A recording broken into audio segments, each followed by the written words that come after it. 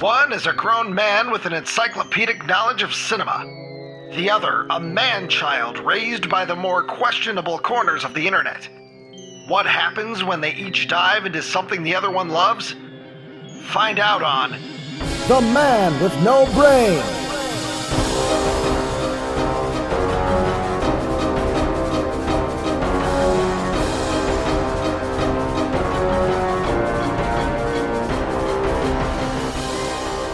All right, hey everybody, welcome to episode number 14 of The Man with No Brain. I am your host, Ryan Matthew Ziegler, and as always, I am joined by the man with no brain himself, the man with newly evacuated bowels, however, Mr. Joseph Robert Buckley. How you doing, Stinky Joe? No, that's not my nickname. First of all, I'm Joseph Robert Buckley. I'm one of the hosts on this podcast, so I think I should get a modicum of respect. Listen to this not guy, after right? what you just did to my house. Listen to this guy. No, second of all, so I arrived at Mr. Director's house. I said, "Excuse me, sir, do you mind if I take a poo-poo?" And you said, "Sure." Yeah, rather than just excuse yourself for the bathroom. Oh, hey, Tyler, should I take a dump now or later? Well, I didn't. I wanted to make sure that we could record this episode. Everything. I wish I'd said no. I wish that I said we're too busy. You got to take that shit home with you. Okay. Well, I just wanted to make sure that the episode went good, so I went into the bathroom, and I accidentally made some diarrhea in the toilet. It splashed a little. I believe Tyler heard it because he started laughing. No, I didn't hear any noise. I could smell it. It was just awful. Yeah, Tyler and I were just having a conversation waiting for you, and within a few minutes, he's like, "Oh my God, I can smell Joe through like two walls." Well, no, there's only one wall. There's a door. There's a door with a crack in the bottom of it. I want you to think a door and a desk. I want you to think about this. You're arguing the semantics of whether or not how many barriers were between me and your dump. Either way, even if it was just a door, I shouldn't be smelling it from here. Well, I don't know. This is an unhealthy distance. Well, listen. Sometimes people need to take a stinky dump. It just comes out of their body in liquid form, and you flush it down and you move on. Yeah, all right. We will move on. Bathroom privileges in my house have been revoked. Okay, I'll just do it in the driveway. Oh, you do it in the driveway. I've got a video camera pointed right at my driveway. Yeah. You do that. One, it goes on the internet. Two, I call the police. Okay. And that would, but you know what? That would be a total wraparound to episode, which was it? Episode number 1? Yeah, where you shitting made stories. watch those videos of people crapping in public. Yeah. And now See? you would be one of those guys. Yeah, that would be So amazing. it's a full That would be the circle. best thing ever. We would just retire the podcast after that. Oh, yeah. It was a full, Thank complete God. story. No. I think this podcast is going wonderfully. Yeah. Okay. So should we go into All right, the Joe. Okay, episode? here's your modicum. Okay, here's your requested modicum of respect. Go ahead and introduce today's episode. Okay. Hello, folks. So basically, we've decided to do another let's fix up a film episode. It actually has a series name. Yeah. What's the Postmortem series name, picture. Joe? I forgot. But yes, Postmortem Pictures. No.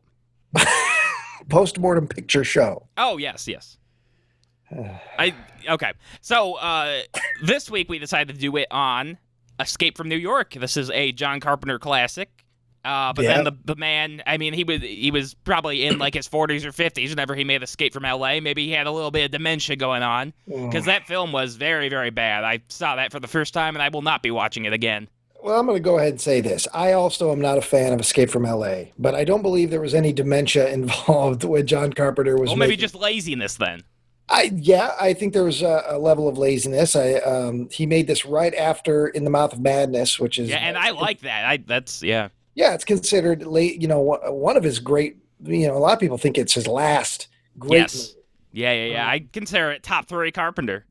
Really, that's in In the Mouth of Madness. Oh wow! I mean, I love it. Don't get me wrong. John Carpenter, along with the Coen brothers, are my number 1 favorite filmmakers of all time. But yeah, I don't know if In the Mouth of Madness makes my top 3. But Well, it's only one of 4 Joe's seen. No, I've seen the top 3 and then the one he doesn't like. I've seen a good handful of John Carpenter films. What is that even? What's a good handful? He's made about probably 20 films. I've seen probably 8 of them. That's a good handful. Which ones? Which ones have you seen? I have seen Halloween, Fog, The Thing, In the Mouth of Madness. I've seen They Live. I really like that one. Mm-hmm. I've seen Escape from New York. Yes. Escape from New York, Escape from L.A. Supposedly. I did. I watched them both. I'm trying to think. I haven't seen Assault on Precinct. You should. That's Yeah. I'll check that out at some point. Some say it's in the top 3 of John Carpenter. Well, it's not in my top 3 yet. I mean, and I know you've seen his, even though I don't count these as part of his true filmography, but you've seen the 2 episodes of The Masters of Horror. And I really like Cigarette Burns. I thought that was very, very good. Oh, yeah, I like them both. Did you see The Ward? No. His last feature? All right. No. What about Ghosts of Mars? No. What about Vampires? No. What about Memoirs of an Invisible Man? Nope. No. Okay. Well, he doesn't need to see those, Ryan, because the internet community has told him they're not good Carpenter. Yeah, people dumped on him. Those are in the bottom 3, Carpenter. Yeah. I mean, I would, yeah. I mean, Memoirs of an Invisible Man. That if you ever, with William Goldman, the screenwriter, wrote one of his books. He writes about the experience of, because he wrote the original script, and it went through like a whole lot of directors, and finally it went to like Carpenter. Oh, and just it landed on Carpenter. He had to take it. And then Chevy Chase wanted to turn it into a comedy, and you know what I mean. So yeah, I mean, I looked through like his filmography, and I think he's got like about 8 movies that people consider pretty much classics. he had a hell of a run, man, between 1976 and 1988. I don't know. I can't think of any, certainly not a genre filmmaker, you know, that had a run as consistent as that. I mean, Carpenter did a little bit of everything. I mean, he did action, horror. He did like some comedy stuff. I mean, he was all over the place. Yeah, I think every movie he made between 1976 and 1988 is good.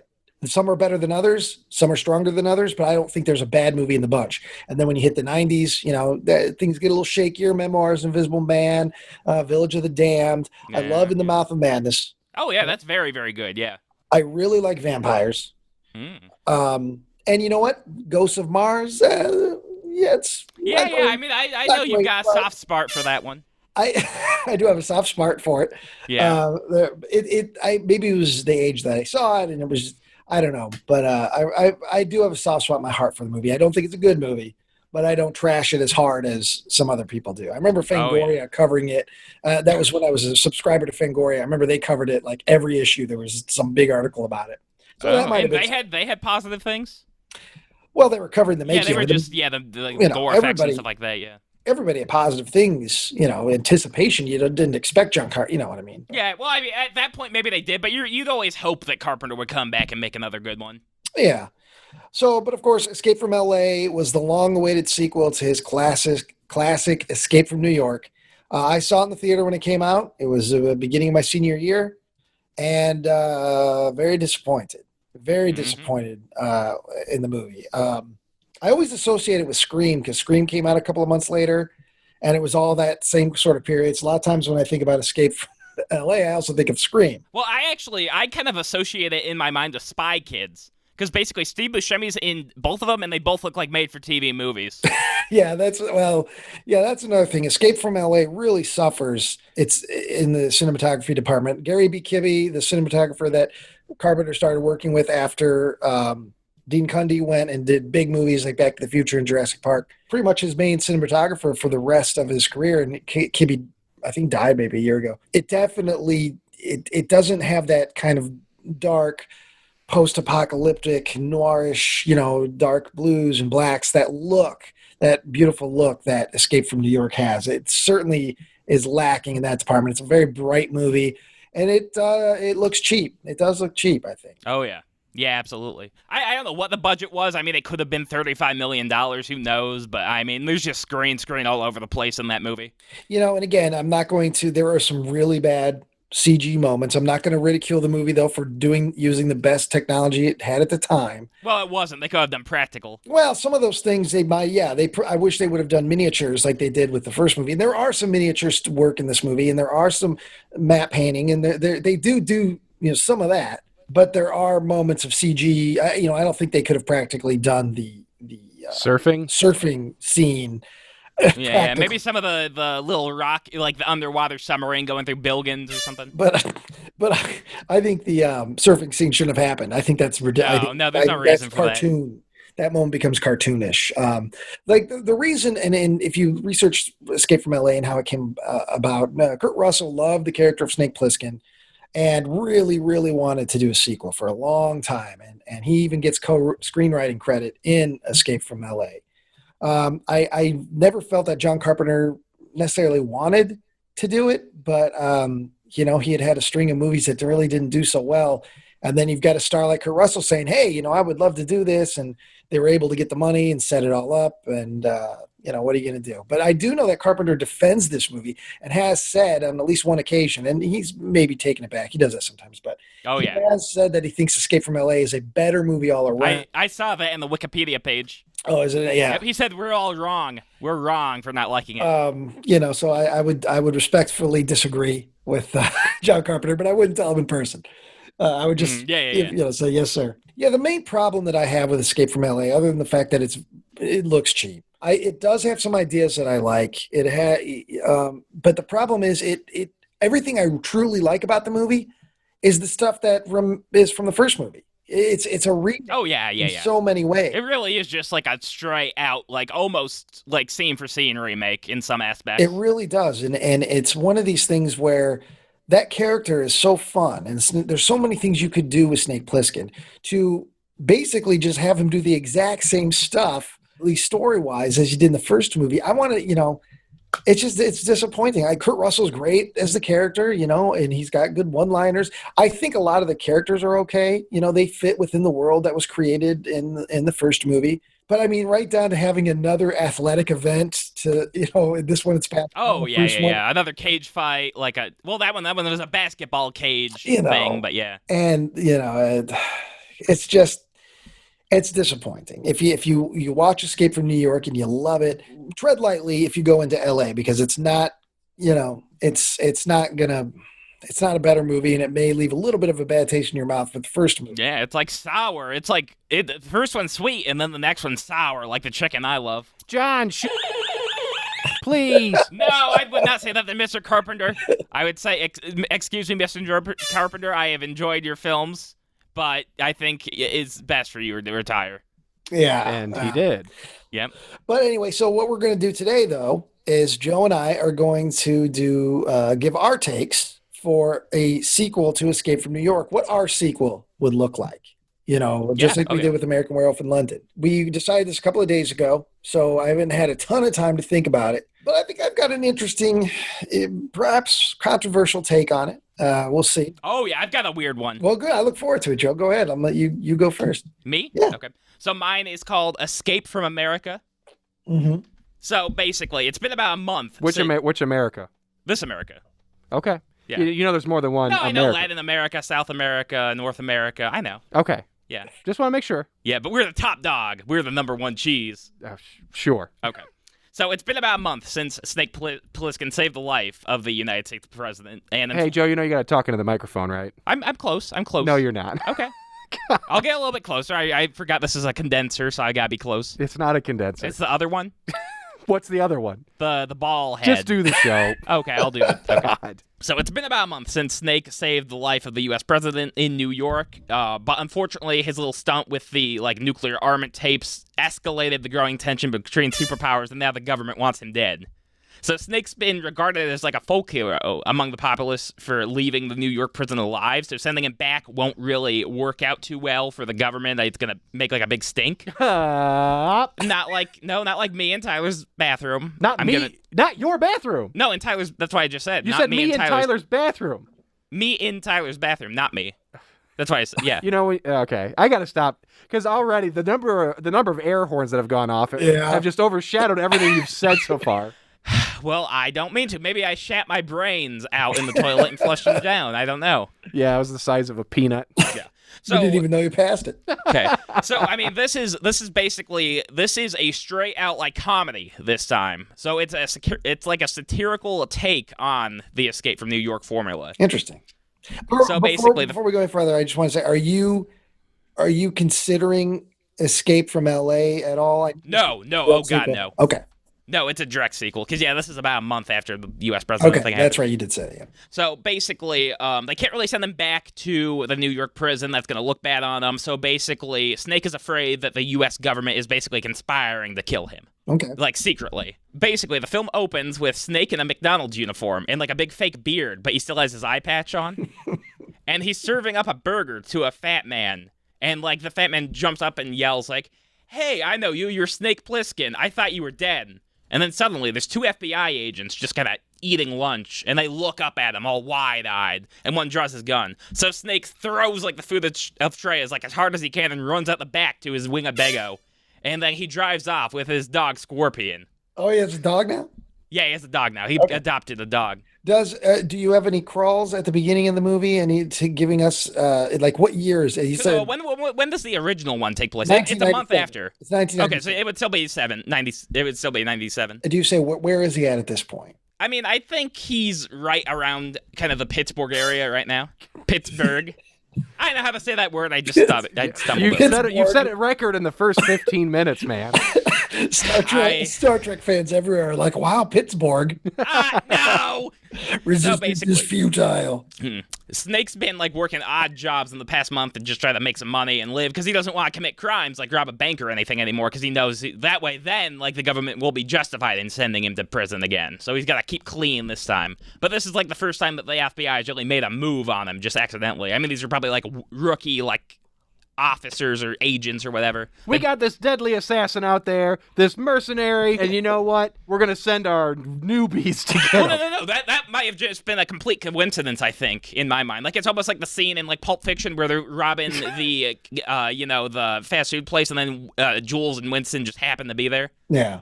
Well, before I don't want to interrupt you too much, but before we go on, what is this in your sequel? What is the state of this part of the country? Because in the first movie, we hear that a lot of America is become, a lot of a police state. But the reason New York looks the way it does, the rest of the country is still operating. It may have a lot of crime, but it's still operating. But the island of Manhattan in Escape from New York completely walled off. It looks very post-apocalyptic, and because of it's just a bunch of criminals. But the rest of the assume country, they just kind of threw a bunch of stuff through windows and stuff. I was surprised by how many windows were not broken in that movie. Oh, yeah. Joe's just picturing the opposite of Coming to America. I've never seen that. Well, surprisingly, there's a fast food joint in it. Yeah, what's up, McDougal's? He calls them McDougal's. Well, I would call it coming in America, and it would just be a man jerking off in his hotel in America for the first time, and he's like, yes, the promised land. Damn it. I wasn't going to laugh at your stupid take there because it was Standard Joe, but then that doi doi doi thing at the end. Oh, yeah, that's how I decide to masturbate now. I make that sound. Damn it. Yeah. All right, sorry, continue. So basically, Snake decides to try to make a little bit of money repairing cars in Pittsburgh because of the whole automotive industry there thing. I decided we could kind of get some good overhead shots of all of the car manufacturing and all that shit. Okay. So basically, one day while Snake's all greased up and he's got oil all over him, right? This black car pulls up, and these agents, with sunglasses and briefcases, they start talking to the owner, and then the owner points at him, and he's like, "Oh, what?" Right there. So they start going to him. So Snake basically sees a drain and really quickly jumps into it, and then he uses all the natural lubricant on his body to quickly tunnel through.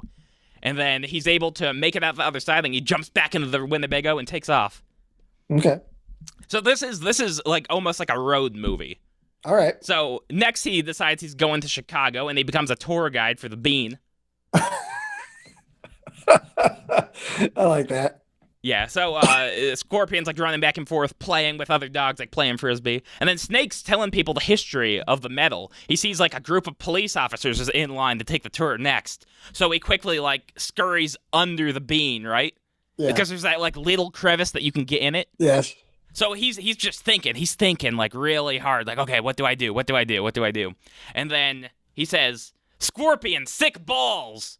And then the dog just, immediately grabs onto a police officer's balls, and they're able to get away again in the confusion. So Pliskin just... Stand by. Yeah. What's wrong with a little Stand By Me reference? Oh, that's a long one. Hey, Joe. Oh, there you go. Cool. So hold on a minute. Scorpion sick balls. Yes. That's just in Stand By Me. It is. Is it intentional?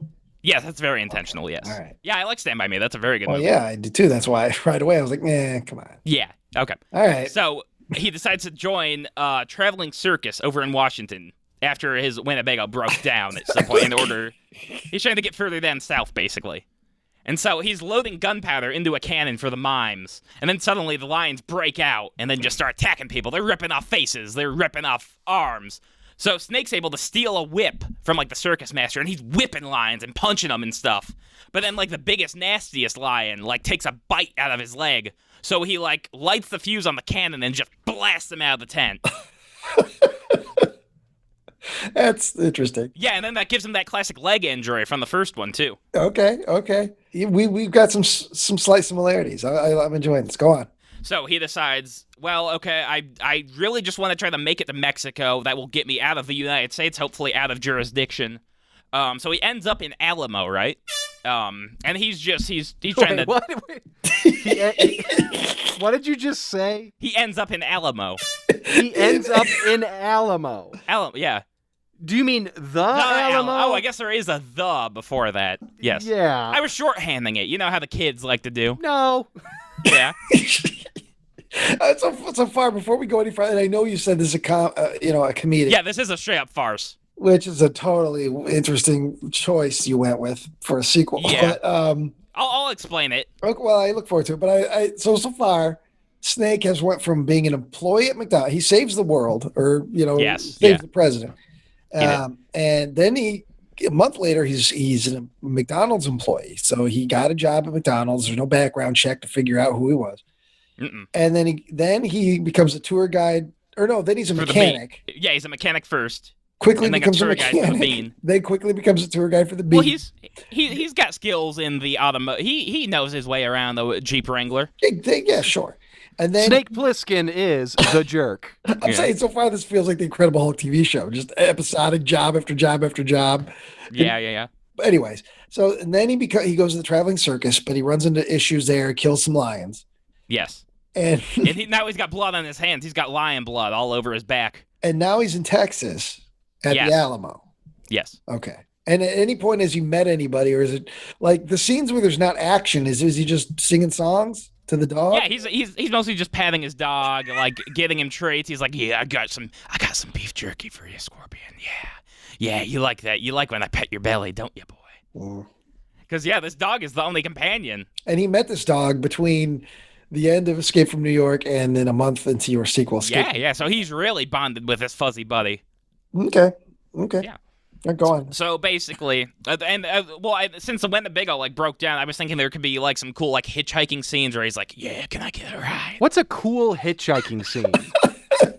Just where you pan into the character, right, and he's got dust all over his back, and you don't know what he's doing quite yet, but then you see his thumb is raised, and cars are just whizzing by, and so there's maybe a nice family, and they're like, oh, let's stop and pick up the hitchhiker. But then they see a scraggly beard and his weird eye, and they're like, oh, quick, honey, drive. So it's not Snake's on the side of the road, throws his thumb up, truck driver stops, ass, cash, or grass. No. And Snake looks down at his feet and says under his breath, I got ass for you, partner. Yeah, hard cut to the back of the truck, and it's just sucking trucker dick. He just spits into his hand. Now that's a cool trucker scene. Yeah, that's a cool not trucker hitchhiking scene. And that would be your cameo. You'd be the truck driver that pulls. Absolutely not. I don't want to get my dick sucked by Kurt Russell. Joe's the director, and he also chooses to play this one part. Well, come here, 72-year-old Kurt. Yeah. Rest your soft penis on my tongue. Yeah. Oh yeah, Okay. we'll have to discuss what you plan on doing with the age gap. But anyway, all right. So, so he's been picked up by a trucker, or no, he's not picked up by a trucker. Yeah, he basically just walks down the Alamo. It's a long walk for him, but he's got the lion blood on his hands. Now people are after him. I mean, they know he's a rogue. They know he's up to no good now. So they're is Hulk really involved? The Lee Van Cleef character at all involved? No, I didn't really think so. No. Well, I mean, are we seeing scenes of these guys tracking? No, I'd pretty much just like it to be focused on Snake, because you wouldn't really know then if he's paranoid, if they're actually after him. Well, I mean, I assume if he's blowing up lions, he's not paranoid. Yeah, now they would be. Using old-timey cannons to... Yeah. And so basically, he knows he's gotta make it into Mexico now, so he breaks into a store. He steals a shovel and some dynamite and a gun to get ready. And so he makes it into the mainland of the Alamo. I don't know what you call it. He makes it into mainland of Alamo. Yeah. Joe, do you know what the Alamo is? I know it's like a big patch of something where they shot at each other. Oh my God, and Joe. they had to remember the Alamo. I don't remember the Alamo. I don't know why you choose these things that you don't have a lot of knowledge of. I don't know how they pop into your mind in the first place, unless you watched Pee-wee's Big Adventure also this week. No, I've never seen that. There could There's be some similarities between your sequel and Pee-wee's Big Adventure. Okay, but there could if be. you haven't seen it, okay. He's like, okay. I know they're after me now, so I'm going to dig a big hole and just lie down in it, and hopefully they're going to go away. So he's digging and digging and digging, right? And then suddenly you hear a big clang, and then he's like, oh, my God, what's this? And then you just see, like, silver light, like, pouring onto his one eye. And he's like, oh, my God, I struck gold. So basically... Wait, you see silver light? Gold light. Jesus Christ. Well, I have my note. I'm just free. I got excited. I was freewheeling it. Sorry. Freewheeling it? Freewheeling. Jeez. Joe, you're sick, dude. Go to a doctor. I might have the flu. I don't know. There's something happened when you went in that bathroom and you came out a completely... Well, I'm not different person, but just... Well, a smellier person, a messier person. What if Joe's intelligence level and Joe's level of social responsibility is dependent on how full his bowels are? Yeah, like, how much poop there is in my butt. The longer he goes without going to the bathroom, the smarter he is. And then when he shits, it starts all over like ground zero. No, I don't believe that because I think it's the only thing that makes sense, Ryan. I think you're absolutely onto something. No, because I've pooped in Tyler's house before, and he's never complained about smells or anything like that, or lack of intelligence. When's the last time you pooped in my house? Were there any organs in the toilet? Maybe 2 months ago or so. I can't remember. Wait, no, what? Yeah, there's toilet paper. No organs, I said. But did you look that? Oh, organs? No. I didn't see any. I saw brown poop. You're missing something here. I saw brown poop. Yeah, I doubt it was brown. It was brown. What do you think it is? It's blue slush colored? No, it's probably something weird, like brown, black, green, red. Even I would understand. Yeah, but yours orange in there. I was eating orange yours peels. Is probably like a dark orange with like some yellow spots. I was swallowing oranges whole. Jesus Christ! Oh my Lord! Anyway, so let's get back to this patch of land called Alamo. Snake Plissken, if you're just now joining us, Snake Plissken has stopped at the Alamo. He's being hunted by the whole of America. Yes, but he's taking a moment to dig a hole to hide in a hole, but because he's the luckiest man ever, he struck gold. Well, basically, he found like the hidden stash that like the government just kind of like. I don't know. Maybe there was like a thing where, well, yeah. Basically, the government had to hide like a bunch of gold. Maybe it was like a military officer stole a bunch of it from somebody and hid it, and then like died and never got to dig it up. So Snake just kind of randomly stumbled across this, and then so he's giving out like big bars of gold, right? And he's clapping, he's laughing, but then like we see Snake Plissken happy. Yeah, he's happy. He's finally happy for once. Cool.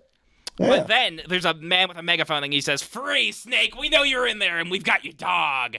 And he's just like, he's pointing a pistol directly at the dog's head and you hear like a whimper.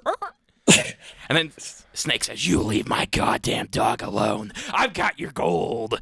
And he brings out like a big bar of gold.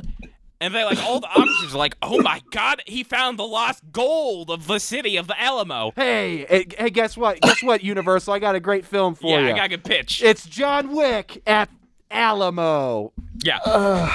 So I'll tell you, I'm having a better time listening to it than I did the American Werewolf in Manchester. So. Oh, okay, that's I'm good. surprised you remembered the fucking name. Yeah, I have a guy. See, Joe has no memory. I have too much memory. Yeah, too much memory of this. And so basically, like all the officers are like, "Oh my God, we gotta call this in. He found the gold. He found the gold, you guys."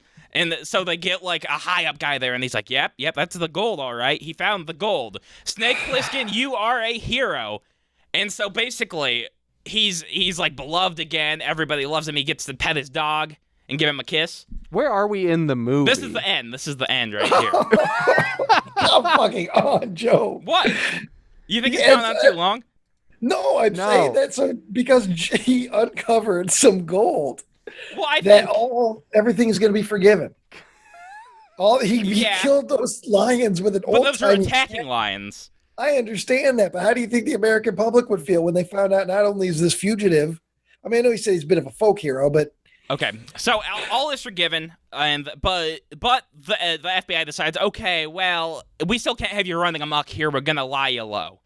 They send him up to the Arctic to go like find out what penguins do when they don't think anybody's watching them. Mm-hmm. But to show their gratitude, they use some of the gold to give him kind of like a robotic eye, so that way he can finally see well again.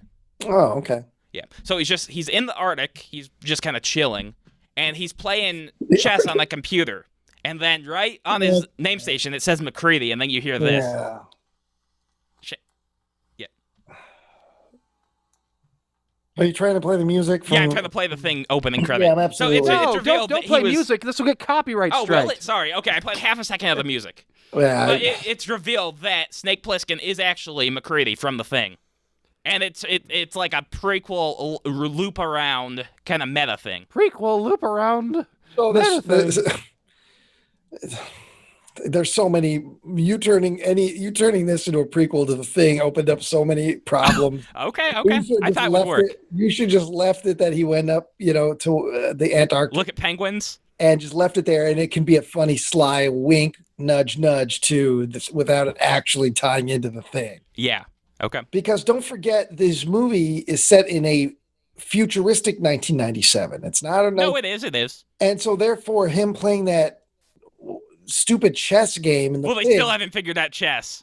But like what I mean is none of the world of the thing and the technology of the thing and the music of the thing doesn't fit in with the futuristic 1997. Yeah. That I just kind of threw in as like a little nod, like. Yeah, I know. Yeah. But the whole thing's just a parody anyway. No, it is. Because basically, my feeling on it was, I mean, the movie's done. There isn't really a great way to make, like, a good sequel, I didn't feel, so I figured, hey, let's just do it like Texas Chainsaw Massacre 2. But why do you say that there's no great way to make a That's sequel? where you got the Alamo reference. Did I? Well, I could. Yeah. Ryan, catch me up. I'm lost. Okay, so in Texas Chainsaw Massacre Part 2, they end. It's set in Texas, obviously, and toward the end of the film, there's like an Alamo fun part. There's this. Yes, there's I forgot about that. No, you didn't. I did. The Sawyer family, have built this like Grand Guignol, just insane place underneath like this Alamo adventure park type of thing. I can't remember what it's called, but. Yeah. So that all makes sense. You're thinking about Texas because I knew there had to be something. You wouldn't just pull the Alamo out of nowhere. It was either Pee-wee. Okay. Pee-wee's Big Yeah, Adventure. it must have just been in the back of my brain. But now the Texas, that makes sense. Okay. Yeah. I mean, my other concept for it was Escape from Hell, and basically what that was going to be was like they fuck up the whole nuclear deal. With like the tape in the beginning, and basically like the entire world just gets blasted, and then like basically John Carpenter, it would be a John Carpenter directed thing, and like Snake Plissken has to do like a favor for the devil, and then he gets to escape from hell and go to heaven. Oh, so Spawn? I never read Spawn. I would have liked. I don't know. I would have liked to heard that take though. Okay, I just couldn't really think of like very many kind of things You don't know enough about hell and demons and. Yeah, I don't care about that. That's bullshit. Well, Ryan, he couldn't even say the name of the Alamo. So, I thought it was just Alamo. I was wrong. Excuse me. I'm sorry. Howdy, y'all. Welcome to Alamo. Yeah. This big old patch of land here is where some people fought at each other once. Well, I thought that the Alamo was the official title for it, but Alamo was like maybe what you would refer to it if you're going there for maybe like a noon dinner or something. I don't know. Do you think Alamo was the name of like a nice noon dinner? Did you think it was a town? Well, no, I thought it was like basically like a kind of square area where like a giant shootout happened for like the Mexican and U.S. militaries. But you didn't think real quick maybe you should just like look online just to get the details right, or because maybe if you looked up the Alamo and you read about it, it might have been like, oh, now I got a cool idea we could do to kind of reference. You know what I mean? Because True. Because the whole thing about now my brain's going. You could do John Wayne with the Alamo in the film, and then of course Carpenter was a big Western fan, and the whole thing of I Thought You Were Dead came from a John Wayne Western in the first place. And you could have figured out cool ways to tie it in, but you didn't look up the Alamo. You just called it Alamo. Yes. Yeah. I was excited for Alamo. Well, all right, I'll give you this. Like I said, I was very entertained. Cool. Thank you. And that's my main goal for the people. I don't know if I would, because I don't know if doing a parody would be the best way to do a sequel to Escape from New York would be just to make fun of it. Yeah. I know you said the Texas Chainsaw Massacre Part 2 thing. I wouldn't call that a parody of the first movie. Well, it's a heavy, heavy satire. It is comedy. It is absolutely more comedy than anything, but I don't think the movie makes fun or sends up. In other words, it's the Texas Chainsaw Massacre Part 2 is not Airplane. You know what I'm saying? Where Airplane was a send up of the airport franchise. I don't feel that Texas 2 was doing that. It wasn't doing like a scary movie thing, in other words. Whereas but I think they just kind of took like the mild humor in Texas Chainsaw and cranked it up to 12. Yeah, so I just want to get this straight. Joe was thinking about how do I make a sequel to Escape from New York. And I couldn't think of anything. Until you thought of the sequel to Texas Chainsaw, and you decided, they went satire, so you decided to do satire. Yes. Okay, so you were so full of shit when you were saying, well, I guess I didn't really remember that was in that movie. No, but I mean, that was a loose little thing. I mean, that's not loose and little. No, when your whole idea came from the concept behind the sequel to Texas Chainsaw Massacre. I just thought of it as satire. I wasn't thinking of the plot or anything like that for it. I'm saying. Well, but Joe, I mean, there's no getting around it. It's your sequel concept came from Texas Chainsaw Massacre 2, which apparently there's a reference to the Alamo in it. Haven't seen it. And then that whole movie's obviously in Texas, so the whole him going down to Texas and all that. God. Well, no, I mean with that, I needed to figure out okay, what's the best place to get into Mexico then to get him kind of down There's there. plenty of places. Yeah. I don't know geography. You don't know a lot of things. Yeah. He got sick of listening. His internet's just not good. No, I'm back, but yes, the internet cut off. But then when it comes back, it speeds everything up that just was recorded. And here's Joe. Poop, poop, poop. Like a big turkey. Peep ears. But he doesn't, he doesn't end up escaping from America. No, he doesn't. No. But it's okay because he discovered gold that the government had buried but had forgotten about, I guess. Yes. Yeah. But see, it's hard for me to critique or even look at any of this because you're making fun of. So it's all supposed to be absurd and dumb and. Well, it's tongue in cheek at the very least. So it's almost critique proof because if I try and make fun that's of golden. If I try to make fun of the logistics of your story and what happened, you're like, well, that's the point. It's dumb. Yeah. So it's. I finally found a way over my college professors. So, because you could always play that way, because I think it's ridiculous a month after the events of the first movie that Snake Plissken would even be looking for employment, let alone he decide, well, I'm going to work at a McDonald's. Well, it's the only place hiring. Well, I don't believe that. Because I said, America is a lot of crime, but the whole of the country does not look like what New York looks like. In the No, I realize that, but I just figured it's not a post-apocalyptic movie, as a lot of people like to think it is. But you have him going all over America. So I like the idea that we may get to see what that futuristic 1997, America looks like. We're going to see Pittsburgh, and we're going to see the Alamo. That's what they called it, actually. They had to retitle the state. Okay, well, you're going to explain that? How are you going to explain that? Because basically, they forgot whenever they were making the big, grand, light up, futuristic sign, they forgot one of the P's, and now it's just they retitled it after that because the expense of remaking the sign was far too great for that city. There's only one P in the word, Pittsburgh. Oh, what? So it would be. Well, maybe they forgot the Q. Whatever consonant you would need to make that original sound that they said. I'm done with your take. It's whatever. I mean, we have to ask the producer if he would be willing to give money. Yes. I want to hear your take, Ryan, because here's what I'm picturing. I'm in the boardroom, and you guys are at the other end of the table. Joe just did his shtick. The whole time you've been tapping your foot and gripping your knees, trying not to laugh out loud. Yeah. And so you're very confident right now. You're very confident. So I want to hear what you have to say. Yeah, I mean, I think any take that isn't a slapstick satire is going to be more successful. But I'm going to hit the bathroom real quick, and I'll be back in 2 seconds.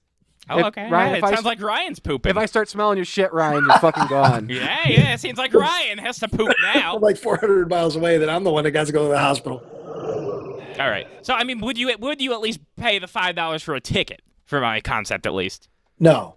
No? Okay. No, I don't really like those kind of satirical movies. I love Airplane.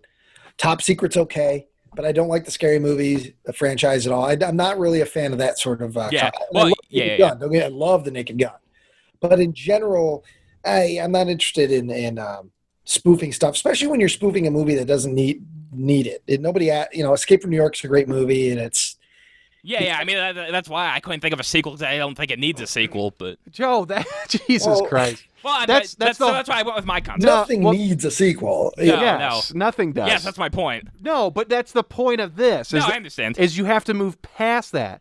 This was not my assignment.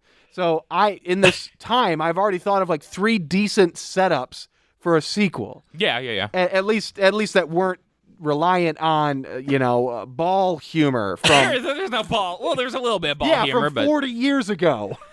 but that was a good movie. But Yeah. no, I wasn't thinking in terms of like scary movie. I was thinking in terms of like long, uncomfortable shots of kind of like comedy. But the problem that we'd run into with Escape from a sequel 40 years on from Escape from New York is a lot of audience members aren't familiar with it. And Oh God, no. they're not going to want to see a movie. And if they're finally excited, we're getting another sequel and Kurt Russell's back, they don't want to see him running around in some silly version of Snake Plissken. And I also don't think that Kurt Russell would agree to that. He loves this character. He loves the character. You know. No, but here's what you do. You don't put out a trailer. You put out a teaser, and it's like Snake looking badass, and he's just lock and loading his gun, and he's like, coming soon in 2021. Snake's back, and he's got venom in his fangs. Okay, but that trailer does not make me think that it's going to be a silly ass parody. No, I know. You just fool people. It was, Yeah, oh yeah. Yeah, you get asses in seats, as they call it. No, they wouldn't, because the reviews would come out. Word of mouth would come out. Yeah. But that first opening day would be successful. No, the first trailers would show that it's a parody and a comedy. No. You just do the teaser. No trailers. Oh, horse shit. No major studio is going to do that. Okay. Damn it. Okay. Anyways, all right.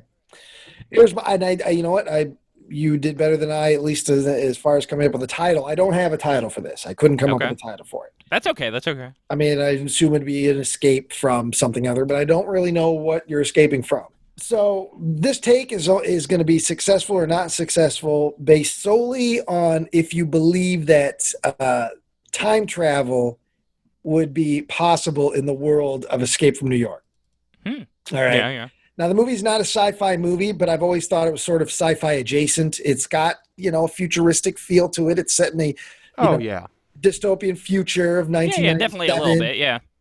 And then also because this is not a sequel to Escape from LA, I also wanted the movie to be able to exist in that world. I don't want to negate anything that happened. Nothing was referenced, but the movie can still exist in the world of Escape from LA, even though I'm not even looking at that movie as a sequel. You haven't marked it off with the pen like the angry teacher. Like nothing that comes from that movie is influencing this one. But I'm also thinking about, it's 2020. We're doing a sequel to Escape from New York. How are we going to do a direct sequel, if it's going to be set during the same time period? We can't obviously do that because we don't want to recast Snake Plissken. We don't want to recast. No, that wouldn't go over well. The whole reason you want to see this movie is it's Snake Plissken. It's Kurt Russell. I love this character. Kurt Russell's had a great comeback the last 5-6 years. People would go see this movie, I feel. So, yeah, I think so. There's some time travel involved in this. So here we go. Yeah, I'm willing to buy that. So the movie is set. We have a crawl at the beginning, a little thing that says, just like the first movie did. It says that in 2035, and now this is the 2035 of that movie, not what ours would be. It says that time travel has been developed, but only the very, very rich, the very wealthy people of the world of America are able to utilize it. And it's only utilized for like vacations. So super duper rich, Jeff Bezos types can plunk down, $350 million, $1 billion, and they can time travel back to Woodstock, or they can time travel, back to the Titanic, or wherever they want to go. It's time travel is used only as like a vacation. So only very, very wealthy people are using it. And as far as the whole concept of the butterfly effect, what you do now affects the future. We're going to ignore that rule for this movie. Yeah. You could just do the whole thing that it creates a new timeline. Exactly. Yeah. So you could do that. So because I was like, well, a lot of shit's going to happen here that would change things. But anyway, and so that's what the crawl says. And then it says that the movie is set in 2037. Now is 2037. However they said in the first movie is now. And that's exactly 40 years since 1997 and 40. Yeah, the original events. Yeah. So it works out in that respect. So the movie starts out with Snake Plissken after the events of the first movie, and maybe even the second, like I said, doesn't negate anything. So he's just kind of living off the grid. He's got his big beard. He looks like he does in The Hateful Eight. So picture. Yeah. And he's an old man, and he just he doesn't live in the woods or anything like in the Wolverine, but he's living in rural America. And we see some futuristic, some sort of Blade Runner-esque broken down futuristic stuff. Oh, wait. Which Wolverine do you mean? You mean Logan, right? Because there's probably like 8 movies called Wolverine. The Wolverine. Oh, okay. Yeah. That's the one where he's living in the woods and he goes... Okay. I didn't know anything about it, but I thought maybe you were doing Logan. No. Okay. No, okay. No. Because Logan is the only superhero movie I'm allowed to see. Yeah. The Wolverine's a good one too, Joe. Okay. I really like that one. Okay. That's not what I've heard, but okay. But you're not going to watch it anyway. It's the same. No, I'm not really interested in X-Men. So then why are you defending the one good one? No, I just thought that's what he was referencing. No, I don't know, because Logan's all beat down and shit. But he's also at the beginning of The Wolverine. He's living in the woods and he's keeping to himself, and he doesn't do any of his superhero shit. He's and he's dealing with the wreckage of his past. He's dealing with all the stuff with the Dark Phoenix and all that. But anyway. So we get a Snake Plissken who's living that way. He doesn't do crime. He's not involved in adventures. He's keeping to himself. Nobody recognizes him, and he's just living his life. Well, and again, I don't know the order of these events. Well, we also are introduced to this character Eddie, and Eddie. Well, here's how, and I don't know how this would have to be written out or shown, but the whole thing with the time travel is that when people go on vacation, they have a device placed under their skin, just under their skin, and they can be monitored. Make sure they're not fucking with Lincoln. Well, to make sure that they don't take the device out, first of all, and go live in a previous past, because that could really fuck things up. And, but they just monitor them. Plus, and they can pull that out at any time, almost like a Star Trek beaming kind of thing. I don't know. And they can be pulled out at any time. So they're kind of monitored where they're at, like on a map type of situation. Well, this character, Eddie, he ends up busting into the place where they do the time travel, kills a bunch of guys, and forces, himself to be sent back. And he's sent back in time to 1996. Or no, sorry, 1990, because that's the first one. Sent back to 1997 Chicago.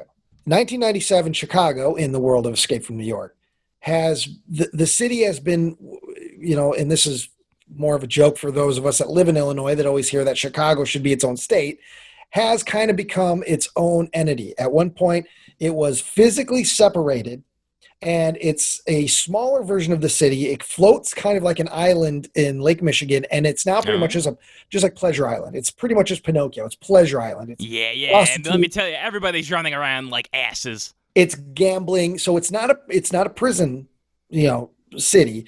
But yeah, it's like a sin colony. But yeah, it's tons of crime. You know what I mean? It's just like you take Las Vegas. It's like the Las Vegas of Back to the Future Part 2. It's just a crime-ridden, dangerous place to go. And it's run by the mayor, whoever the mayor of Chicago was at that time. He kind of runs it. And this is 1997, all right? So this guy goes back to 1997. Well, we find out, and this is all out of order. This is just ideas. We find out that Chicago doesn't exist anymore. Like maybe 2001, there was an explosion or something. The whole place sunk. It's gone now. Yeah. Most of the people living in 2037, unless they're Snake's age, never went there. They've never been to 1997 Chicago. Well, this guy, Eddie, goes back to 1997 Chicago. And there's a MacGuffin, just like there's in the first movie, where it's the tape. I don't know what that is. What that would be, but there's a reason he's going back to 1997 Chicago to find a guy to get something. And in the meantime, Snake is found out. Snake goes, he either some sort of little adventure, little action beat happens. I don't know if he stops a robbery. He does something where his cover is blown and he's arrested because he's still been wanted ever since the events of Escape from New York and all that. That's part of the reason he's kind of living off the grid and everything, and has been. So he's brought in. They recognize who he is. They're gonna, he's sassing, doing all that shit, standard Snake stuff. They He basically, probably spits like a cigarette in somebody's face. yeah, I mean, doing his thing. And there is some similarities, of course, with the first movie where they're like, well, look, all these crimes that we wanted to arrest you for in New York and blah, blah, blah, blah, blah. You've been, hiding out forever. We could throw you away forever. We could execute you anything, but we just have this thing just happened. This guy, criminal, went back to Chicago in 1997. They want to find him. He didn't put the thing under his arm, obviously. I said that people put that thing under their arm. Yeah, he'd be running loose like a goat on Christmas Eve. Well, they could find him and zap him out, right? But they're like, we know that you spent time in Chicago in 1997. You know the layout. Yeah, you know the whole place. No soldiers at that time, any kind of guy that they could send back to 1997 Chicago, they wouldn't know where the fuck they were going. They wouldn't know, there was not maps or anything like that. So they're like, well, if you go back and you find this guy and you bring him back to us, we'll pardon you. And same, like the first movie, we'll pardon you and all that shit. Same deal. Kind of got to do that. He reluctantly agrees to all that because, he's broken down. He wouldn't mind living in a house. He does admit. Yeah, that'd be nice. Plumbing's good. Because he's gotten older. Snake could use some plumbing. Yeah, he's tired of shitting in a Folgers can. Yeah. So he agrees, and they place the thing under his skin, which I also think is kind of a funny reference to all the people that are like, oh, if you get a vaccine, you know. Oh, yeah, you could get microchipped. It's going to be the mark of the beast. Yeah. So, there's that. Well, he puts on it, and so they say, but, they have a reason. I didn't come up with why. But, you may think, well, why wouldn't Snake just rip out the thing and live in 1997 again? He could, suck it out like Venom. There's a reason for it. And I haven't come up with a reason, but, Maybe it's also a little bomb and it explodes if you take it out. I didn't want to do that because they want him to succeed. You know what I mean? I didn't want to do that thing again, but there'll be some reason why he can't just, pull out his thing.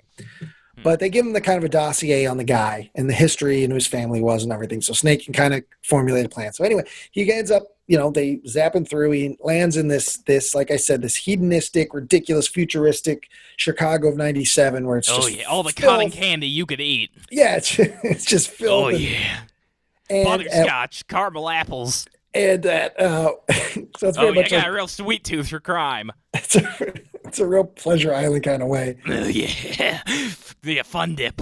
I'm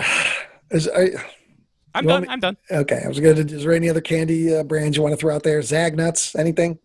Maybe about peanut M&Ms. I like those. Okay. I like the machines where you put the quarter in. But it's a handful. But there, there's going to be all kinds of stuff that that's specific to Chicago. So there'll be, maybe there's something with the bean. I don't know. But anyway, at one point, Snake gets attacked, and he's an older guy. He can't fight as good as he can. He's getting the shit beat out of him at this place. No, he's got a cane. He gets saved by a guy. You don't see who saves him. Guy knocks these people out, and he kind of gets up and he's like, thanks, buddy. And the guy's kind of got his back to him in the shadows. The guy who saved his life, and he says, before he can, say he's thanks, buddy. The guy goes, call me Snake. Yeah. And it turns out it's him. And it would be played by his son. Himself again. And it'd be played by his son, which is not an original idea. A lot of people were saying his son should play him. Hell, I think we said that on the Overlord episode of Malevolent Movies. We should may as well. His son could play him. But yeah, his son is playing him in 1997. They run into each other and they recognize each other, and basically they explain all blah blah blah blah. So the rest of the movie is adventures with young Snake and old Snake. But what I like about the idea is Snake Plissken is a guy who needs nobody. He needs nobody. Young Snake needs nobody. Old Snake needs nobody. But they end up having almost a father-son relationship. But they still needed nobody because it's themselves. Snake really didn't need anybody. He just needed himself. And young Snake needs the older version. So there's no adventures ensue, and I don't have all after that. It's it's a bunch of crap happens. You know what you'd expect, adventures and whatnot. But I'm here to chew bubblegum and kick ass, and let me tell you, buddy partner, I'm all out of this bubblegum. But I'm all out of that thing with the comic strip wrapped around the bubblegum. I'm all out of references because I've done this one before. I haven't done the Archie Jones comic bubblegum reference. You've done the chew bubblegum bit. Archie Jones, you what? Did you just say no? I have. Bazooka Joe? Are you doing reference? Bazooka Joe, that was the bubblegum. Archie Jones. I thought it was like an Archie comic tie-in. Oh, Archie. I thought he was. I thought it was like stop. I don't know. Let me finish. I'm almost done. Okay. So anyway, the movie happens, adventures, blah blah blah blah blah. Old Snake. They end up, succeeding in the task, blah, blah, blah. Old Snake dies, though. Oh. Old Snake dies in 1997. And a lot of people know, so that is what leads to the whole "I heard you were dead" thing. Because that makes sense. This is working as a prequel and a sequel. So, and essentially, so they end up both going toward being sucked into, or he does. The son, young Snake, is sucked back into present day, 2037. And he kind of explains what happens. He's like, well, we could use you, similar to the first movie. We can really use you and young Snake now, and you haven't had the adventures of escaping New York yet. So he's not wanted at that point. But he declines and he wants to be sent back. So they reluctantly send him back. And right when he lands back, he asks them where to send him. He ends in Colorado. And he meets up with a buddy and says, hey, you're thinking about robbing the Federal Reserve. Because that's the thing that he gets arrested for that starts Escape from New York. Yeah, I thought there was like a big deleted scene type of thing where they were going to show it, and there is. And so then it works as a prequel and a sequel, and then that's the old Snake died, and a lot of people heard it and saw it, and so that's what kind of leads to the confusion. Oh, I heard you were dead. And all that shit. That seems like that would make sense from the first movie. But now the Snake Plissken that goes into Escape from New York now has a previous past of knowing himself and blah, blah, blah, blah. So the movie works as a sequel and a prequel because then we get both Kurt and his son in there and, Well, I think that might actually fix the whole, butterfly effect thing because that would just make a time loop, so that would just happen over and over again. Yeah, maybe, yeah. And so then it also would open the door if it was successful. Now we've got young Snake and he can go into other adventures. Maybe he doesn't go into New York. He could do Macbeth. Yeah, so... Well, I'm just saying, if they wanted to send them back to Macbeth. Yeah. Macbeth didn't happen. Well, I know it was a play, but fiction. I thought maybe... You want So you want the next movie to be Snake Plissken goes back in time and he's with Shakespeare? He's the first person to act in Shakespeare's Macbeth. He does the workshop for Macbeth.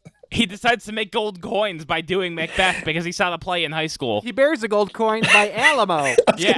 He goes up and he's like, Willie Shakes. You never heard of Alamo? Yeah, I remember it. All right. And then we find out, everything that Shakespeare's referenced and influenced from henceforth has some sort of one-eyed guy with a gun. Oh yeah. Okay. Yeah, the gunslinger from the future. That was my take. No, that's not bad. I like that. I borrowed from all other time travel movies, Back to the Future, and a little bit, and yeah. I mean, it's hard to do time travel because it doesn't. Time travel barely makes sense as a concept of something that could actually work. But I wanted to find a way to pass the torch and have the two characters, and kind of like with Days of Future Past, they did that a little bit too, and so. Oh, okay. I was trying to find a way because I'm trying to think of what would really work in 2020 as a major movie, and if they wanted this to be a franchise, they're going to put money into this, and so I was like, well, we got it, and then it kind of satisfies both sequel and prequel, and kind of a remake in its own way. For the people who haven't seen it. Yeah, so I thought, well, if people would buy the time travel concept in this universe, then it'll be fine. If they don't, they're like, what the fuck? This is not science fiction. Then, the whole thing's going to fall apart. But I think it'd be fun. It's a good 40 years from, Escape from New York, so it seems like it would work out. I think it'd be fun to watch young Kurt Russell, his son, act with his dad, and they're both playing Snake. And I don't know. I thought it'd be cool. I thought it'd be interesting at the very least, But yeah. What do you think, Tyler? Okay, gentlemen. Well, I appreciate you coming to my office today. Yeah. Thank you. I know you heard that we got all of the grants and we got the tax rebates and all this stuff. Oh, absolutely. I'm looking forward to it. So shut up. Shut up. What? Well, that's kind of rude. I mean, I just came in here. I delivered the pitch. You came in with your idea to get hundreds of millions of dollars from me. But I delivered this pitch. I did not get a frappe. I asked for a frappe. I did not receive one before I came in. You stunk up the boardroom by shitting next door. I did not want anyone to mention that. Anyways, so I appreciate one of you coming and the other one can just fuck off for now. So here's what I'm going to do. I need movies to get made. I need more movies, and we're going to make both of these. Now, nice. how we're going to do that is very different. Mr. Ziegler. Yes. I appreciate the creative spirit. I appreciate you working outside of the box. I think that escape from myself, escape from my past, Something like that could work. That's me, the producer, with all the hundreds of millions of dollars. You're going to pick my bad movie idea or name. But anyways, I think that what we have here, we're gonna sell this as a hard sci-fi. And Okay. I think the thing that's going to get the headlines is not that we're making this. It's that I'm about to give you $200 million to make this film. That's what's going to get the headlines. Hard sci-fi, known property, but $200 million for that. Oh, that's going to turn some heads. Yeah. And then I'm going to give you $150 million to market that thing. Excellent. Even though the marketing is basically done. the most expensive hard sci-fi movie ever, except for Dune, maybe. I think that we can make this, and I'm not aiming for the general audience. I'm aiming for awards. This studio needs awards. And I think that we can get the visual effects. I think that we can get the sound design. Let's get Deakins on the project, and let's get that cinematography. Yeah. So that's what I think we're going for. I want you to go out there, and I want you to make your baby, but all I ask is that it's beautiful and it sounds great. They will. They will, sir. Thank you very much. You agree to this? I agree 100%. Okay, Humpty Dumpty. Yeah, let's hear it, Mr. Big Shot. Okay, so here's what we're going to do with you. We're going to start development on a chain of Gold Hunt Alamo-themed family restaurants. All right, and that's $40 million gone. That's $40 million gone of the remaining $50 million. At that point, we are going to produce a movie tie-in. You get $10 million. You can use it however you want. You can give yourself $9 million, spend $1 million on the project or whatever. Nope, never mind. Nope, because I know what you're going to do. No, all 10 has to be spent on the project. If the movie is produced, you get a net gross of all of the burgers sold at the restaurants. Well, do I get free burgers? No. No, you don't. You're basically paying yourself for the burger. But this movie is coming down to a PG rating. Oh, not even PG-13? Not even PG. It's family restaurant. Oh my goodness. Yes. I want the animated cute version of Snake Plissken standing there when they walk in. Yeah, why don't you try the snake burger? Well, yeah, every food has got to be like snake bites and it's the chicken. Yes. So that's what you get, sir. That's what you get. It could be wildly successful, and the chain could spread like Subways, and you could be making billions off those burgers. But it's up to you. No, I'm sorry, sir. I'm going to have to refuse your offer. I feel belittled coming into this meeting. I have more creative integrity than that. So. Okay. Security. No, I am going to leave on my own. Get Stinky out of here. Yeah. No! I can They're pulling me! Your ideas stink like your butt. They're pulling my toes! Ew. God. The skin probably comes off them. No, I got great toes. I can kick things with them. I can step on stuff. I bet you had athlete's foot. No, I got great feet. We're not testing that in my house. No. Why? You just want to smell them a bit? No, I don't want anything to do with them. Okay. You want to clip them? Anyways, Ryan, Yeah, what's wrong with that? What? I think I might actually bleep that. Okay. I might bleep that just so Well, other people are going to think I said, do you want to fuck them? No, Okay. You didn't say that. You said something rather benign, but disgusting. Yeah, I don't want to think about those. I don't like to. No. Yeah. So anyways, Ryan, you win all the marbles here. All right. Oh.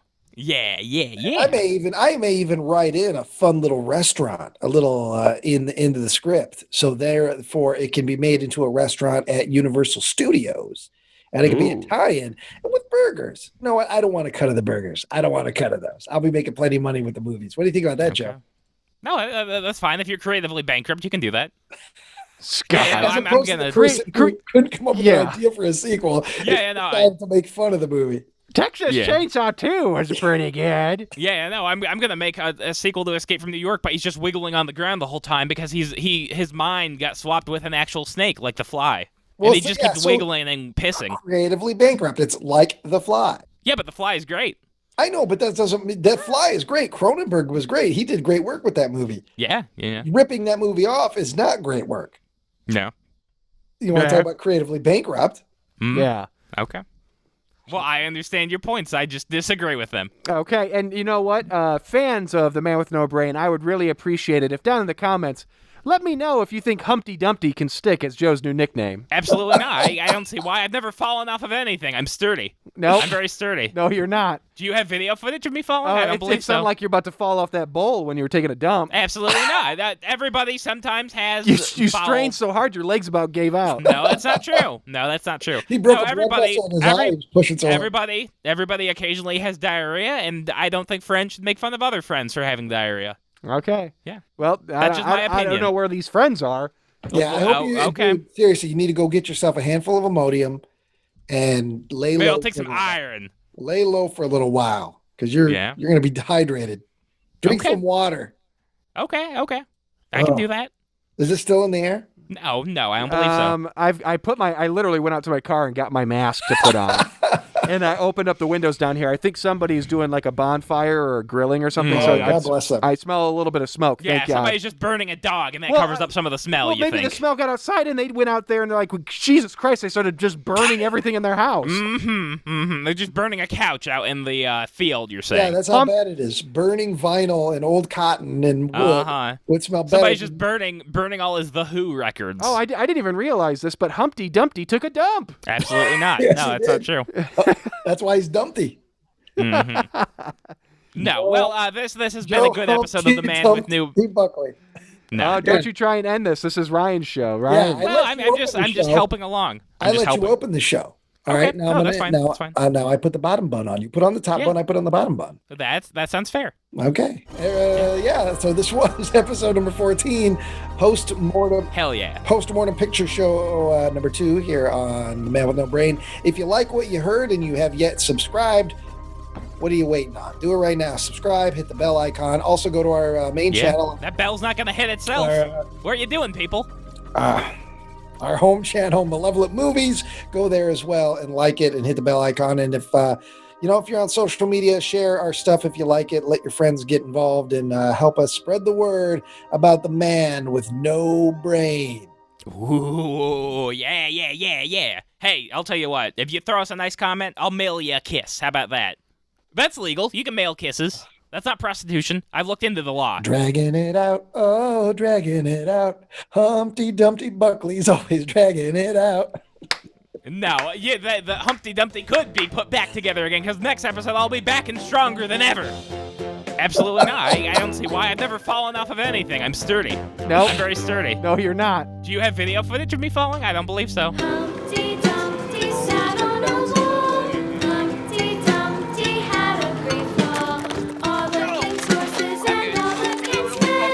No, I know. Humpty together again. Do you have video footage of me falling? I don't believe so.